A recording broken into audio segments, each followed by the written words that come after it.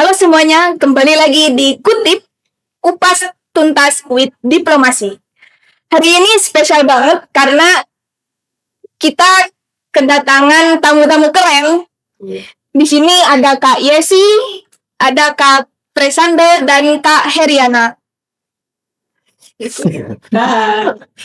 Hai.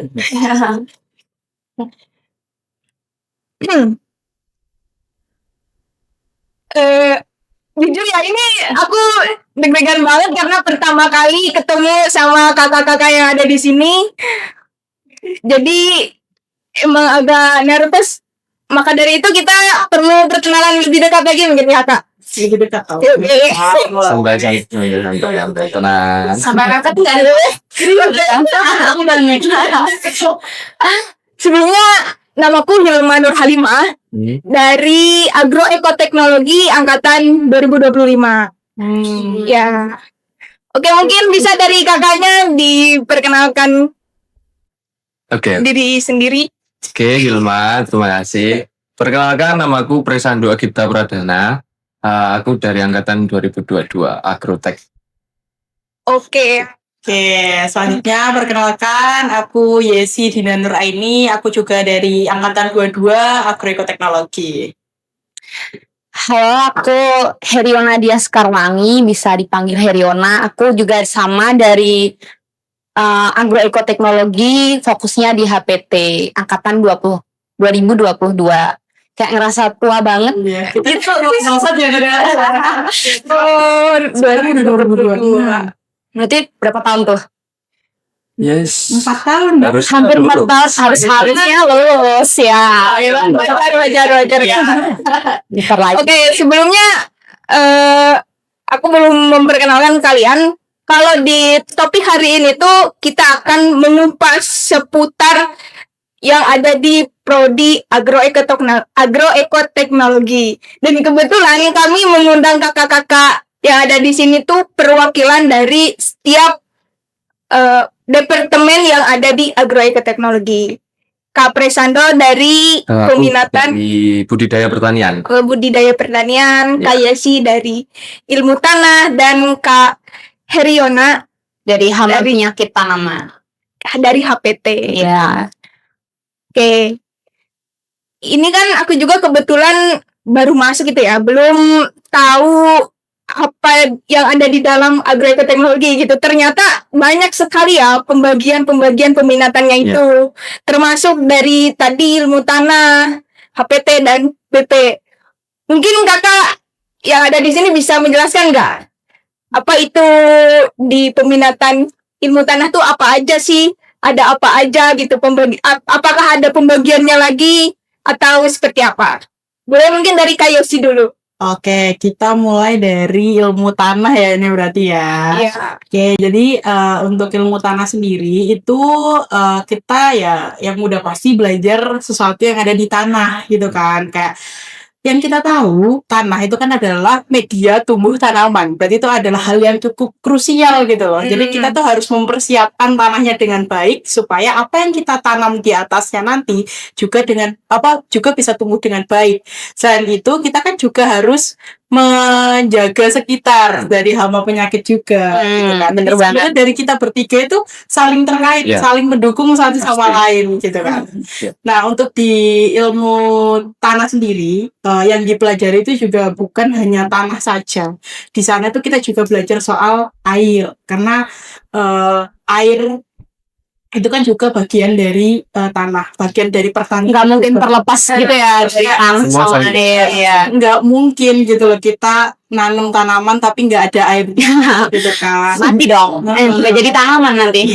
Betul. Terus ini di tanah itu dibagi lagi jadi 4 lab namanya. Ada lab fisika, lab kimia, lab biologi, sama lab PSISGL.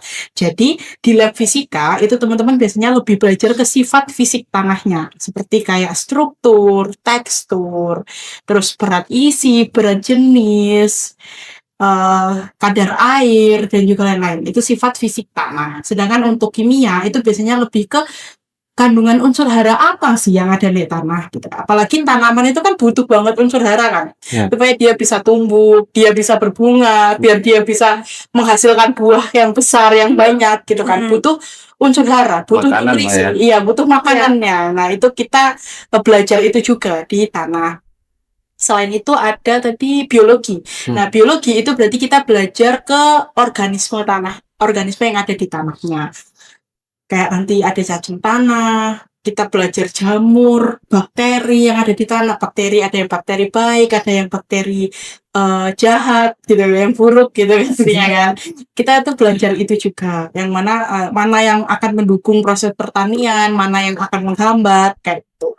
Terus ada lab PSISDL, itu biasanya lebih ke pemetaan, terus membuat profil tanah kayak gitu. Kalau teman-teman udah dapet mata kuliah Stella, nah itu adalah perwujudan dari lab PSISDL. Jadi kita tuh bisa bikin pemetaan, terus bisa kayak dari tanah itu kan nanti ada lapisan-lapisannya ya, kayak di topsoil itu nanti lapisan atas, lapisan atasnya itu sampai berapa kedalamannya. Dari kita tahu itu, kita bisa menentukan jenis tanaman apa yang bisa kita tanam, tanaman apa yang sesuai, tanaman apa yang cocok, tanaman apa yang bisa hidup di sana. Nah itu sih yang kita juga pelajari di ilmu tanah gitu. Terus tadi yang keempat tuh apa Kak? Udah 4 kan? Baru 3. Ada fisika, Fisika, biologi, kimia yang Kimia. kita tadi. Yang itu tadi iya, maksudnya ke lab kimia ya. Terus biologi, kimia, fisika sama PSIS ini aku. Kalau kakaknya sendiri fokusnya di mana nih? Kalau ilmu tanah. kalau saya ini aku apa saya nih ya? Gue juga. Aku aja ya biar lebih santai. Santai. Kalau aku tuh lebih di fisika tanah. Aku tuh masuk ke fisika tanah karena aku pribadi itu lebih suka ke air-air gitu. Jadi di fisika itu kan juga belajar soal kayak infiltrasi, permeabilitas kayak gitu kan. Itu adalah jenis dari pergerakan air ke dalam tanah. Dan aku tuh suka sama air-air lah itu. Elemen air lah. Gitu. Makanya aku ambilnya kemarin milihnya di fisika. Berarti itu kalau praktikum lapangnya ke sungai gitu. Ada mata kuliah yang kita praktikum lapangnya tuh ke sungai. Ada mata kuliah peminatan namanya tuh manajemen das. Kemarin juga baru aja kita praktikum ke Agroretrum, di mana itu adalah titik nolnya Sungai Brantas, di mana itu sumbernya Sungai Brantas tuh di situ. Hulunya, Bener, hulunya Sungai Brantas. Jadi kita habis dari situ kita ambil sampel air, kita mengukur kualitas airnya di sana. Terus kita bandingkan dengan kualitas air yang ada di hilir, di mana seperti yang teman-teman tahu, yang dilewatin di Kediri aja, guys. Iya. Kemarin waktu aku di hulunya nah di sumbernya itu airnya masih bersih, dingin, sejuk gitulah ya. Tapi kita lihat itu di jembatan Semampir, secoklat apa air Sungai Berantasnya. Gitu. Berarti itu yang di hulu itu bisa diminum airnya. Bisa, jadi kayak seger gitu. Seger banget dong. Itu di daerah mana itu? Daerah Itu- mana guys? Batu ke atas deket Cangar. Oh, dekatnya Cang. Kecil itu tuh. Iya. Aku tadi di FVP baru keluar hari ini. Kayak gitu. Baru banget keluar. Baru keluar. Pas banget Di berarti. kubangan kecil gitu kan. Itu kayak awal pula Sungai Berantas itu. Nah, kayak dari hulu yang sebersih itu tiba-tiba nyampe bawah itu udah coklat banget, kotor banget, itu kan membawa sedimentasi dan juga lain-lain gitu kan. Nah, di ilmu tanah itu kita tuh juga belajar soal manajemen daerah aliran sungai. Kenapa? Karena kita tuh sebenarnya harus menjaga sepadan sungai, daerah samping-samping sungai. Itu kalau bisa tuh jangan ada pemukiman. Harusnya tuh kayak di tanaman dulu sebagai jangkarnya tanah itu supaya enggak lolos ke Ikut alus jadi nanti dia tuh tanahnya ke sungai, akhirnya sungainya keruh. Iya. Lah sungai yang seharusnya bisa kita gunakan untuk minum atau kita gunakan untuk mencuci, kita gunakan untuk irigasi, jadi nggak bisa karena kotor. Coba bayangin kita melakukan irigasi pakai irigasi tetes, tapi air sungainya sekotor itu. Waduh, Jelas. ya kan? Waduh. Ya kan? Nah makanya kenapa kok kualitas air itu tetap harus dijaga gitu loh. Nah itu juga yang dipelajari di ilmu tanah. Apalagi kan untuk air dari sungai itu kan sering digunakan sama petani kan buat ngalirin sawahnya ya. Apalagi kalau sungainya udah terkena kotoran, udah terkena sabun kayak gitu, bahan-bahan kimia. Nah, kadang kan juga kayak pabrik-pabrik itu limbahnya dialirin ke sungai. Nah, kayak gitu tuh. Aduh, itu bahaya banget kalau buat tanaman. Iya, airnya itu udah tercemar. Terus habis itu kita kasih ke tanaman, diserap oleh tanaman, cemarannya masuk ke tanaman, tanamannya kita makan. Wah, Ayo. Itu yang betul. Itu yang bahaya. Benar. Ya, kita memang belajar itu dari segala aspek gitu. Yes. Avatar sih ya. Kita sebenarnya. Ya, tinggal elemen api aja ini gimana ya angin angin kan udah ini nanti ada di BP ya angin Mbak. Di iklim. Yes. iya, Oke, itu. nggak ada, cuma belum ke situ saya ngomong. Oke, berarti kita lanjut ke BP dulu mungkin ya, Kak. Iya. Oke. Ada apa aja sih di BP, Kak? Sebelumnya mungkin teman-teman yang contoh Hilma aja mungkin kenapa sih kita dipecah lagi kok nggak agrotek semua kita pelajari? Mungkin tujuannya dari kita dipecah sebagai BP, HPT atau tanah itu kan ya tetap yang dipelajari bagaimana sih tanaman itu bisa berhasil, bagaimana sih tanaman itu bisa kita produksi untuk ya pangan lah ya, kita bilang pangan. Nah itu tetap dipelajari di semua departemen, cuma kita lebih difokuskan di salah satunya seperti itu. Kalau di BP sih lebih ke budidaya pertaniannya ya, lebih dari kalau di BP itu kan salah satu departemen di Fakultas Pertanian. Kalau di BP dibagi lagi untuk laboratoriumnya. Satu untuk laboratorium itu yang dibilang Kak Yesi tentang angin, iklim dan lain sebagainya, cuaca. Nah itu masuknya di laboratorium klimatologi ya. Itu mempelajari tentang iklim, cuaca dan bagaimana sih kita memanage jika ada perubahan hujan, perubahan cuaca yang ekstrim seperti itu, dipelajari seperti itu. Cuman kalau aku untuk menjelaskan di klimatologi mungkin kurang ya, karena peminatanku sendiri itu dalam departemen budidaya itu di sumber daya lingkungan. Tuh. Selanjut tadi ada klimatologi, sumber daya lingkungan, fisiologi tanaman, dan pemuliaan. Nah tadi kan klimatologi seperti itu tadi ya, tentang iklim, cuaca dan lain sebagainya yang mengaruhi tanaman itu sendiri. Yang kedua sumber daya lingkungan. Nah itu aku di situ. Aku sumber daya lingkungan. Mungkin untuk menjelaskan sumber daya lingkungan itu seperti apa sih?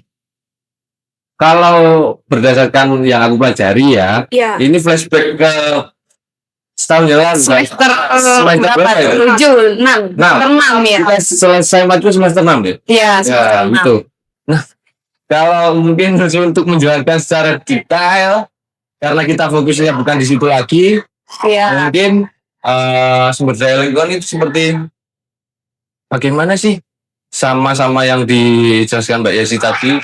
Kalau Mbak Yesi fokus di tanahnya, kalau sumber daya lingkungan itu semua aspek yang ada di dalam lingkungan tersebut. Contohnya benar tadi ada kekurangan di airnya, terus ada kelebihan nih. Di sini cuacanya bagus, maksudnya adakah naungannya atau yang lain. Yang penting kita itu cari apa sih kekurangannya dan apa sih kelebihannya di situ sumber daya lingkungan. Nah, nanti dari kedua itu kita carikan solusi yang bisa yang bisa di-manage. Kalau di kekurangan apakah bisa ditambah atau tidak? Kalau tidak, bagaimana sih cara mengurangi lah ya. Cara diganti seperti apa? Kalau di kelebihan, nah kan udah kelebihan, kita tingkatin gimana sih untuk tanaman ini bisa lebih lagi produksinya seperti itu. Kalau di sumber daya, optimal minimal. Kalau saya rasa ya di departemen budidaya yang paling luas itu lab sumber daya lingkungan, karena tidak selalu menjurus. Contoh di tadi klimat kan ya itulah kita ketahui lingkungan, Berdasarkan cuaca ya. iklimnya seperti itu.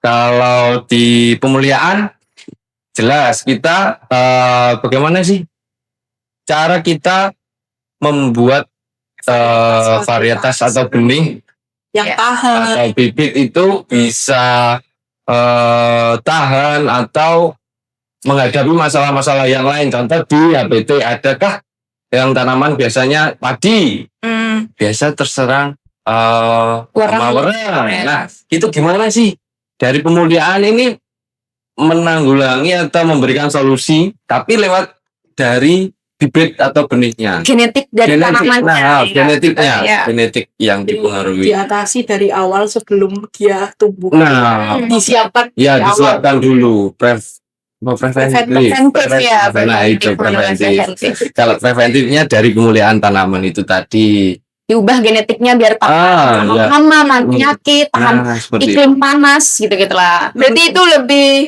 fokus di laboratorium Ya, dan ya. berarti Nah. ke apa ya keluar ke lahan gitu. Sebetulnya Itu bukan kelapa. hanya laboratorium ya kayaknya, Enggak. ke lapang juga karena mereka Enggak. harusnya mengawinkan dari varietas ini dengan varietas yang A dan lain. B. Jadi kayak kita ambil sifat yang baik dari varietas A ya dan varietas B, kita jadikan satu varietas yang bagus yaitu varietas C dengan mengambil sifat baiknya A dan B kayak gitu Iya. sih. Jadi kayak, Jadi sebenarnya kalau mungkin dari teman-teman pemuliaan koreksi kalau Iya. aku salah karena kita tidak ada yang pemuliaan. Nah itu menurutku tidak hanya di laboratorium untuk strata S1 ya, menurutku sepengetahuanku. Nah itu juga kita diajarkan di lapang. Tetap bagaimana sih kamu udah buat suatu genetik dari bibit itu. Nah kamu lihat bagaimana. Tetap kita yang mengamati. Pertumbuhannya bagaimana? Apakah bagaimana apakah benar Oke. yang kamu buat ini buat udah tadi berhasil. berhasil atau enggak? Komentar. Nah, ya benar-benar. Tapi nggak tahu nanti kalau lebih lanjut atau S2 atau S3 apakah lebih prefer ke labnya atau kita itu belum tahu. Ya kalau setauku pemulihan tanaman itu lebih cari varietas baru gitu. Jadi tetap banyak malah lebih banyak ke lapangnya ya kalau menurutku. Karena harus percobaan gitu. Ya. Genetik A digabungkan sama genetik B, disilang-silangkan gitu. Dan semisal pertumbuhan tanaman kan nggak langsung bisa dilihat kan. Harus sampai sampai panennya kayak gitu kan. Jadi semisal outputnya pengennya produktivitas tinggi, berarti kan Generatif.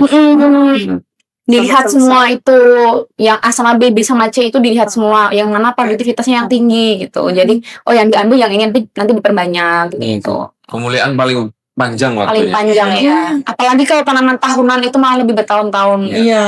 Itu lebih ribet lagi kalau tanaman tahunan itu untuk cari varietas gitu. Dan sedengarku ya, kalau pemulihan tanaman itu varietas yang pertama itu harus disimpan benar-benar disimpan dengan baik gitu loh. Itu induknya. Ya induknya kan, induknya tuh kayak harus disimpan dengan baik ya. Aku kira yang paling lama itu dari tanah. Nah itu adalah black campaign yang saya luruskan. Boleh. Fungsi saya di sini tuh luruskan black campaign itu ya. Lanjut aja dulu. Itu nggak bener ya, itu hoax. Oke, hoax itu nggak bener. Oke, ditunda dulu ya Kak. Sama satu lagi yang Oke. belum itu ada laboratorium fisiologi tanaman. Nah itu Iya. kita pelajari dari akar sampai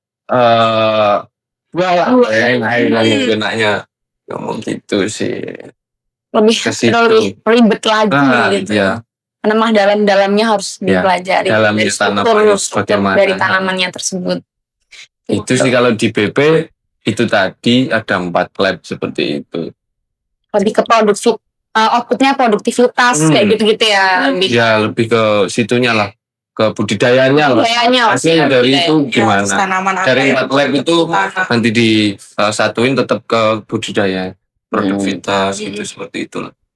Oke, dari tanah dan BP kan udah dijelasin ya teman-teman. Sekarang kita denger dari HPT nih. Nih. Ada apa sih Kak di HPT itu?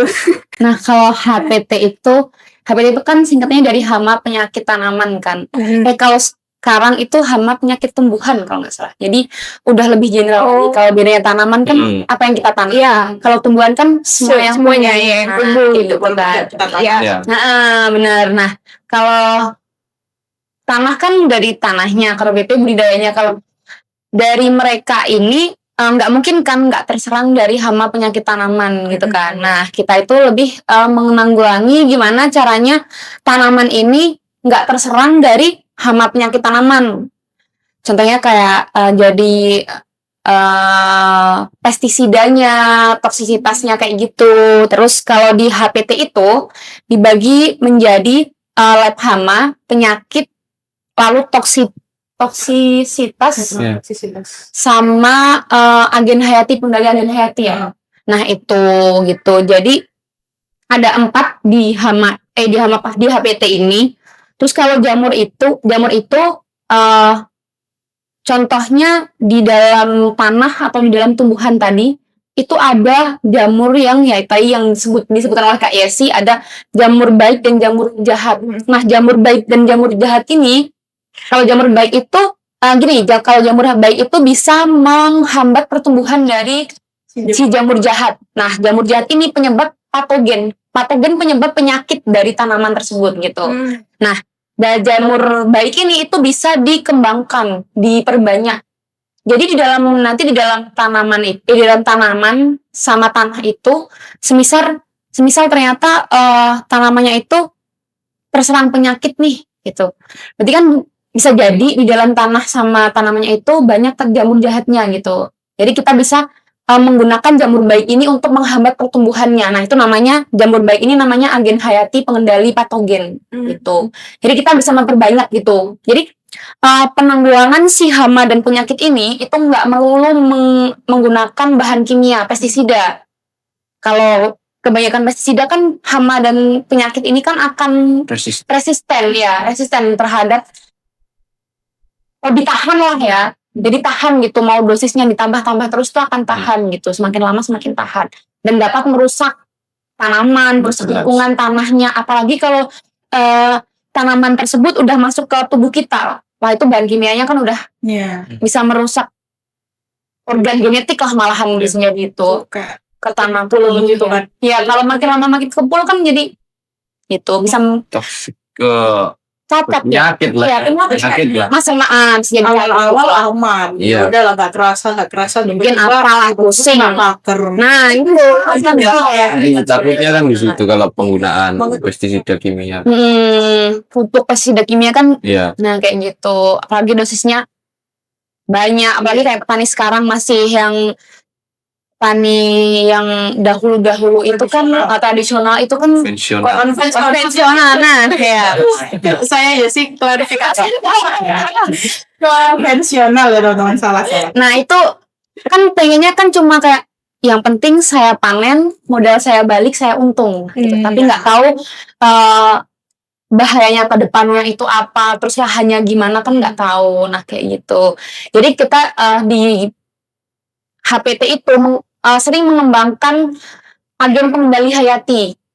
Jadi yang aman buat lingkungan gitu. Dari lingkungan, ambilnya dari lingkungan, dari tanaman tersebut dan dikembalikan ke lingkungan. Cuma kita memperbanyak. Jadi biar si patogen penyebab penyakit ini itu nggak lebih banyak dari yang agen antagonisnya, yang jamur baiknya lah gitu. Jadi tanaman itu lebih maksimal produktivitasnya, nggak mudah terserang penyakit gitu. Terus untuk hama itu lebih ke ya sama sih kayak jamur kan bisa digunakan untuk mengendali hama juga. Terus jamur juga bisa digunakan untuk jamur juga. Terus bakteri juga bisa digunakan untuk mengendali jamur patogen. Hama juga bisa, hama dari tanaman seperti itu. Terus ke hama itu kalau di lab itu sering mempelajari tentang struktur dari hama. Anatomi. Nah, benar, anatomi dari hama tersebut gitu. Nah, lebih ke kayak ini termasuk famili apa, terus bener nggak ini hama, bener nggak ini. Bisa jadi kan itu bukan hama, tapi predator. Nah, predator yang makan si hama. Contohnya kayak semut merah angkrang. Angkrang. Angkrang itu sebenarnya bukan hama, tapi itu malah Misalnya. musuh alami ya. Beda lagi sama semut hitam. Nah, sebenarnya satu family nih, tapi beda ternyata fungsinya. Nah, seperti itu. Nah, kita lebih mempelajari kayak gitu, lebih explore gitu loh, explore nih hama-hama, penyakit-penyakit di tanaman seperti itu. Karena hama dan penyakit di tanaman itu mungkin emang kayak familinya sama, cuma ternyata spesiesnya berbeda. Dengan berbeda spesies itu kemungkinan itu berbeda juga perannya di dalam lingkungan itu beda juga gitu. Kita mempelajari seperti itu. Jadi kayak serangga-serangga gitu nggak hanya hama aja, ternyata juga bisa menjadi predator bagi si hama tersebut. Ternyata sedetail itu ya sampai dipelajari anatomi. Iya, anatomi itu Mungkin nangkepku gini ya, kalau dipelajari anatomi, nangkep di cara makannya gitu loh. nah Mungkin iya, ke situ sih. iya. Untuk hama itu tadi Sama kayak kan lapisan kulitnya. Nah. Nanti kalau kita mau bikin pestisida, Ya, jadi kita bisa tahu gitu loh, ini Iya, iya. bahan aktif apa yang bisa masuk menembus ya masuk ke dalam kulitnya. Nyerangnya nanti lewat penciumannya kah atau lewat kontak kulit dengan makanan gitu. atau dari makanan yang dia makan kayak gitu sih. Iya, benar. dari cara makannya itu termasuk hama di tanaman apa. Ya benar. Kalau semut tadi kan mungkin caranya semut rang-rang sama semut hitam kan berbeda ya. Iya. Anatomi mulutnya mungkin ya. Iya. Kayak saya nggak tahu, belum. Ya, jadi kita mempelajari anatomi itu, anatomi mulut lah, pernapasan, lalu bagaimana anatomi dalam dari Iya. tanaman juga seperti itu, pernafasan, pencernaan, seperti itu kita pelajari semua. Cara mereka berkembang biak, Mm-mm. berapa lama sekali berkembang biak itu, berapa, Nah, terus bener banget. masa hidupnya Berapa lama ya, terus bisa jadi dia masa hidupnya pendek tapi sekali bertelur banyak. Nah, itu Nah, kan berarti harus diatasi gitu kan ya. Ya. pastinya berarti kan dari telurnya seperti itu, dari awalnya Mulai dari gitu. mana ini untuk mengatasi ini biar nggak akhirnya menyerah. Kalau lebih lanjut itu bisa menggunakan itu yang hama mandul. Mandul. Jantan, mandul jantan. Mandul apa sih namanya? Kamu sudah pernah itu. Nggak lupa, pokoknya hamanya itu dibuat mandul. Jadi semisal berkawin itu nanti kan nggak bisa bertelur Iya. gitu. Nah itu lebih lanjutnya lagi, harus ke bioteknologi yang lebih lanjut Iya. pokoknya. Nanti kayak kita berkembang biakan itu hama-hama mandul itu, terus dia kita sebar telur, terus akhirnya dia kan membuahi si betina kan. Nah, betina yang dibuahi, telurnya nggak jadi. Akhirnya kan mereka tidak bisa berkembang terus. Iya gitu. Kalau boleh tahu, Kak Heriona itu fokusnya di lab mana? Kalau aku sendiri itu fokusnya di jamur terus lebih fokus lagi itu di agen pengendali hayati, jamur ya, benar, jamur. Terus ada lagi bakteri, itu beda lagi, itu lebih ribet lagi kalau bakteri. Kalau aku sendiri belum bisa ngejelasin tentang bakteri apalagi virus, itu lebih ribet lagi gitu.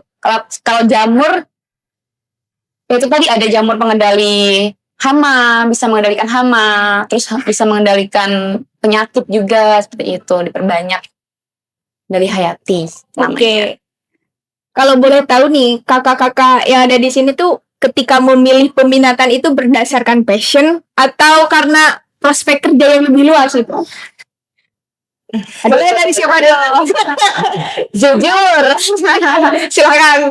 kalau aku sendiri jujur dulu awal kan kayak dari pertama masuk pertanian itu kan banyak laprak, banyak kelahan gitu-gitu kan, kayak aku nggak mau lah aku panas-panas kayak gitu, nggak mau lah aku di lahan terus kayak gini, terus apalagi harus membajak sawah, belum lagi irigasi, belum lagi harus ngepupuk setiap berapa HST terus setiap tanaman itu kayak nggak mau lah gitu, kayak Tapi capek banget gitu, capek banget. Sempet dulu kayak bukan nyerah sih, kayak kalau praktikum itu ada cowok gitu diserahin ke cowok gitu kan.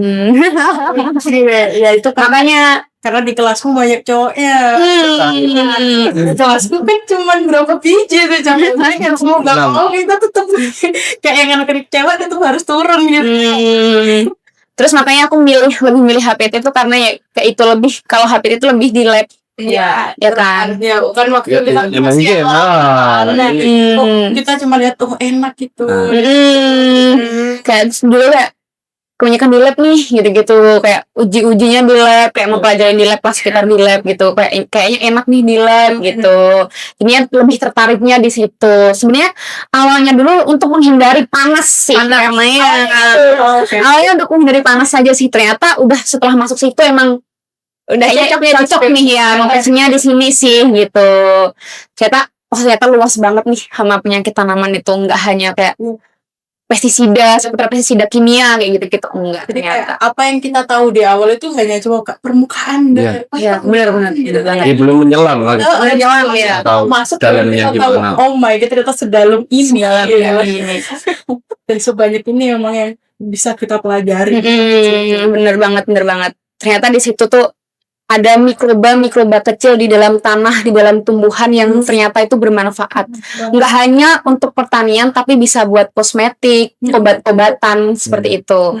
Nah, obat-obatan di kayak contoh paracetamol atau apa ya, itu contoh kalau salah cemiu nah gitu, maaf koreksi kalau salah. Nah itu juga ambilnya itu bisa dari tanaman, dari tanah kayak gitu, mikroba jamur gitu, nanti dikembangkan seperti itu. Koreksi kalau salah tapi ya guys. Mas Anu? Aduh. Kalau aku dulu nggak langsung di sumber daya lingkungan ya. Kalau di BP memang prefernya ke BP awalnya, memang lebih ke budidaya karena basicku dulu memang keluarga ya petani. Terus kedua aku SMK pertanian juga. Nah dari situ lebih bagaimana sih tanaman ini kok bisa berproduksi, terus bagaimana sih kita budidaya yang lebih bagus itu seperti apa sih? Nah itu. Kalau awal aku dulu di departemen budidaya aku ngambilnya pemulihan tanaman. Pengenku awalnya pemulihan tanaman, tapi setelah semester selanjutnya gitu kok sulit. Iya,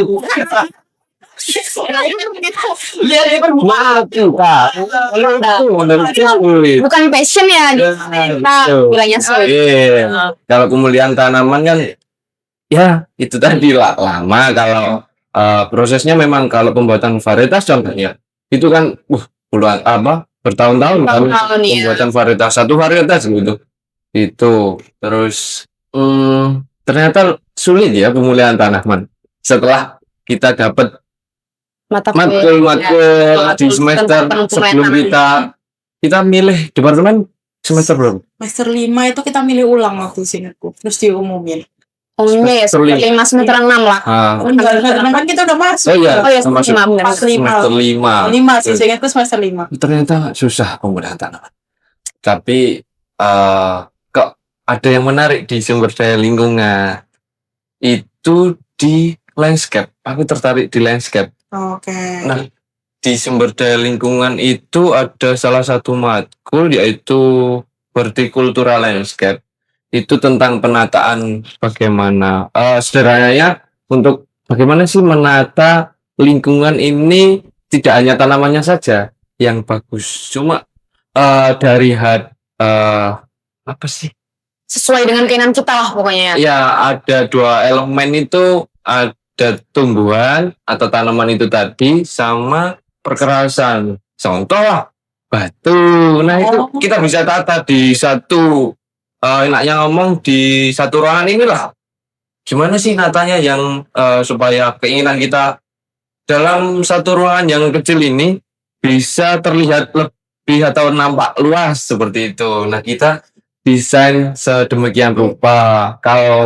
Tapi ada batasannya. Kalau kita kan basicnya memang pertanian atau tanaman tumbuhan itu tadi.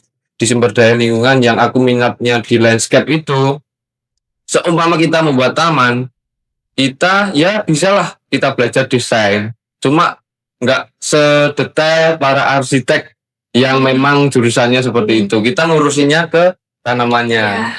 Contoh, Pak, saya mau buat taman, tapi rumah saya panas banget nih. Saya minta supaya suasananya lebih sejuk nih. Tanaman apa yang cocok, Pak? Gitu, seperti itu. Passionnya ke situ. Kalau Tanya gimana Pak gitu. nanti kita tanam contohnya beringin, apakah bisa hidup di lingkungan tersebut? Seperti itu. Kalau di sumber daya lingkungan, minatku ke landscape-nya memang memilih sumber daya lingkungan. Seperti itulah. Tetapi ternyata ya seperti Herina tadi, dalamnya itu banyak banget. Iya, itu sih gitu. Kayak kita waktu itu cuma lihat pemuliaan itu sulit dan melihat SDL itu lebih mudah, Iya. gitu kan. Kita waktu Masuk di Sando masuk ke SDL juga nggak semudah Iya, itu. ternyata banyak teman-teman yang mungkin tidak gimana ya, nggak minat di SDL. bukan nggak Passion. minat. Melarikan diri dari pemuliaan gitu. Aku contohkan di horticultura landscape tadi kan itu tentang mendesain ya, lebih banyak di situ ya. Walaupun kita fokusnya ke tanaman, tapi pada waktu matkul itu praktikumnya kebanyakan menggambar. Nah, itu Desain. menjadi salah satu, mungkin teman-teman yang nggak suka di situ, yang nggak suka menggambar atau Menggambar, di situ banyak banget gambarnya gini. Ternyata memang di semuanya lab atau departemen itu punya something masing-masing. Ternyata Titik sulitnya, titik enaknya, kita punya masing-masing, nggak bisa dibandingkan. Cuma tujuan kita tetap tadi awalnya yaitu tentang bagaimana sih tanaman ini bisa hidup, bisa menghasilkan, bisa jangka panjang. cocok lah, yang cocok lah. Nah, Ya, itu seperti itu sih. Aku minatnya di sumber daya lingkungan Departemen Budidaya. Kalau dari Kak Yosi gimana? Apa sih tadi pertanyaan? Udah kayak baik banget. Pertanyaan awalnya Alasan Kak Yosi masuk ke departemen tanah itu karena passion atau melihat prospek kerja yang lebih luas itu? sebenarnya ya dulu sampai saya semester 4 itu seingatku ya. Itu saya tuh sangat berminat di budidaya pertanian atau di BP. Kayak mungkin orang-orang lihat saya tuh kayak Kak Yesi itu pasti masuk BP. karena BP banget nih. Iya, kayak aku jadi asisten mata kuliah BP, terus kayak kok suka banget lah aku sama BP, terutama ya SDL. Kok aku suka. Terus sampai semester 4 atau semester 5-nya itu ada kakak Asper. Jadi pokoknya dia tuh menceritakan kayak serunya tanah dan sebagainya gitu loh, kayak aduh kok kayaknya seru gitu. Terus sama ini yang aku tadi bilang Black Campaign. Jadi dulu kan kayak di zaman kita itu ada Black Campaign di mana departemen tanah itu lulusnya pasti lama, nggak akan bisa lulus cepat. Egoku agak kesentil di situ. Lebih ke kayak Kepo emang ya gitu. iya emang iya gitu loh, kayak gitu. Jadi kayak Pengen membuktikan. Nah, ya benar. membuktikan enggak gitu, bisa kok pasti gitu. Ternyata ya waktu aku masuk ya emang bisa gitu loh, kayak ya itu emang kayak Black Campaign yang kayak ya mungkin dia lihat dari kakak tingkat yang dulu. Nah, tapi mungkin dia tuh nggak tahu alasan sebenarnya kenapa bisa lulus lama. Karena kadang ya mungkin adalah faktor di mana mata kuliahnya susah kah atau dosennya yang susah. Ya faktor itu ada. Tapi ada juga faktor dari diri si anak itu sendiri. Iya, benar-benar gitu. Dari eksternalnya, bukan eksternal organisasi ya. Itu maksudnya eksternal dari dirinya. Contoh kerja lah atau ada kepentingan keluarga yang bukan main lah. Yang membuat anak itu lebih lama untuk mengerjakan skripsi. Itu yang kayak itu kan contoh baiknya ya, alasan baik. Kadang juga ada yang Ya. Gitulah ya seperti yang teman-teman Ya. tahu. Maksudnya kan dari pribadi masing-masing gitu. Jika alasannya memang itu dari pribadi masing-masing, itu yang bisa yang Menghandle itu kan kita Iya, sendiri. iya, pasti. Nah, tapi kalau kayak faktor eksternal seperti entah dosennya kah atau penelitiannya gagal, bukan gagal gitu, atau mungkin ada faktor-faktor lain eksternal yang di luar kendali, ya itu juga bisa menyebabkan lulus lama. Ya. Kayak gitu. Terus selain itu juga untuk yang kayak mata kuliah tanah itu aku juga tertarik. Kenapa? Ada hal di tanah itu yang mungkin orang lain itu kadang sebel, tapi aku tuh malah suka kayak gitu. Terstruktur. Contoh dari tugas-tugas. Kan mungkin emang dari tanah itu biasanya tugas-tugasnya lebih banyak. Iya. Tapi Benar. tugas-tugasnya itu terstruktur. Gimana itu, Mbak Is? Jadi kayak contoh TKSDL aja, itu emang tugasnya banyak banget. Nah, tapi itu kayak tugasnya tuh ada tugas sebelum perkuliahan. Terus habis itu waktu perkuliahan dijelasin nih sama dosen. Dan untuk mengetahui kita tuh apakah paham apa enggak, ada tugas lagi setelah itu. Terus kayak gitu. Terus kayak tugasnya tuh udah jelas gimana-nya kayak gitu.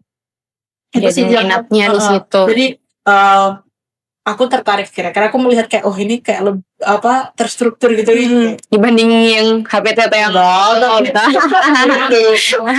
enggak gitu ya. saya klarifikasi. Ya mungkin kayak dia Kak Yesi ini menemukan passionnya, makanya dia kayak mungkin cocok nih gitu. Kadang tuh kalau itu emang udah passion kita, walaupun itu susah, kita ngejalaninnya tuh tetap enjoy. Kadang itu ada hal yang gampang banget tapi bukan passion kita tuh tetap berat untuk menjalani itu. Kayak gitu sih. Jadi lebih ambis gitu, kayak ini kayak sulit gitu, tapi kita tetap mencari tahu untuk ini bisa ngerti gitu ya. Ini bisa. Iya kan, mau ngerti. Ada rasa terpacu. Terus sama ada lagi kan karena Black Campion tadi, kan akhirnya banyak yang nggak minat ke tanah. Iya. Terus aku mikirnya dulu tuh kayak gini, aku nggak tahu ya ini pemikiran ini bener apa enggak gitu. Yang baik silakan diambil, yang enggak jangan ya. Jadi kayak aku tuh mikir, berarti yang masuk tanah dikit. Berarti nanti kalau waktu aku keluar saingannya juga dikit. Gitu. Aku dulu mikirnya kayak gitu. Berarti kalau kayak situ minatnya bukan di akademisi gitu. Maksudnya? Kan tadi berpikiran kalau udah lulus gak terlalu banyak saingan, berarti bakal jadi kerja gitu, bukan di akademisi, bukan di akademi gitu. Kayak jadi dosen gitu, sepertinya gitu. Ya iya sih, kayaknya sih aku kalau kerja masih mau keluar dulu ya, maksudnya bukan luas dulu, bukan menjadi pengajar gitu. Tapi nanti kalau seandainya ada kesempatan juga, ya ada yang dicoba. Kalau ada yang nawar-nawarin beasiswa ya tapi mau